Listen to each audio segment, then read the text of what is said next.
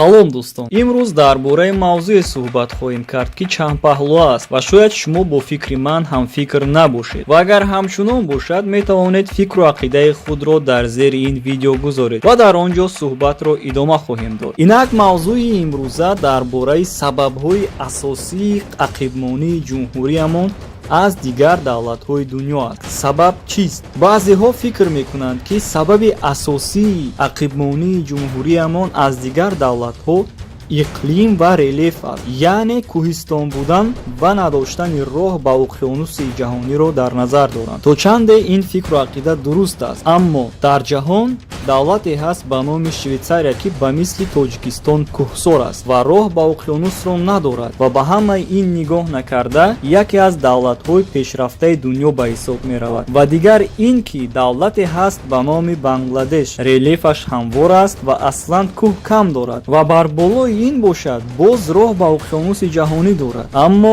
яке аз давлатҳои қашоқтарини дунё аст, яъне айб дар кӯҳсор будану ва роҳ надоштан ба уқёнуси ҷаҳонӣ нест. Пас сабаби асосӣ дар чӣ аст? Чӣ хеле ки ман мефаҳмам, сабаби асосӣ дар илму дониш ва тафаккур аст. Мутаассифона ҷанги шаҳрвандӣ тавонист, ки моро якчанд сол ба ақиб кашад ва имрӯз бошад баъзе нишонаҳои ҳамон ҷанги шаҳрвандӣ боқӣ мондааст. Мудоме ки мо гуфтем, ки сабаби асосӣ дар илму дониш ва тафаккур аст, тафаккур яъне фикрронии мардум. Агар мо ба гирду атроф назар кунем, тамоми чизҳое ки моро ишғол кардаанд, аз тариқи либос, мошин, хӯрокворӣ, хона, дар ва ҳар чизе ки чашми мо мебинад, ҳамаи ин фикри касе буд, ки дар охир натиҷаи пайдоиши ин чизро дод.